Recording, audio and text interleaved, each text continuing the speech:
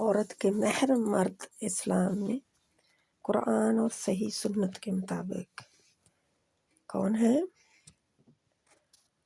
باپ، بھائی، چچا، تایا، ماموں، دادا، نانا، بیٹا، پوتا، نواسا، بھتیجا، بھانجا، ستیلا بیٹا، داماد، سسر، رضائی رشتے، رضائی بیٹا، رضائی بھائی اور رضائی باپ۔ رضائی کیا ہے؟ جو دودھ شریک ہوں، یعنی کسی ماں کا دودھ انہوں نے پیا ہو اکٹھا، ایک ہی ماں کا دودھ پیا ہو، چاہے وہ کہ کوئی بھی ماں ہو سکتی ہے دودھ پلانے والی، تو اس کے پھر جو بھی رشتے ہوتے ہیں وہ رضائی رشتے ہوتے ہیں، محرم میں آ جاتے ہیں۔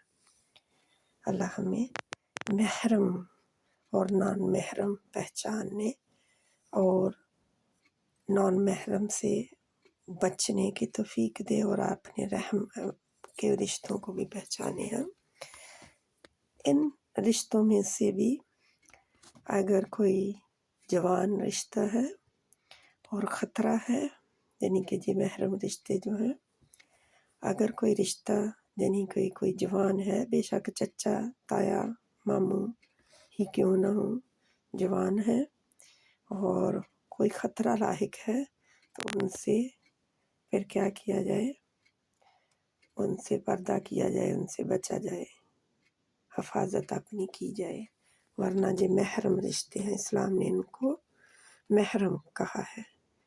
اللہ سبحانہ تعالیٰ ہمیں پروٹیکشن دے، اپنی حفاظت میں رکھے، اور ہمارے محرم مردوں کو بھی پہچان دے اور حفاظت کی توفیق دے عورتوں کی۔ آمین ثم آمین۔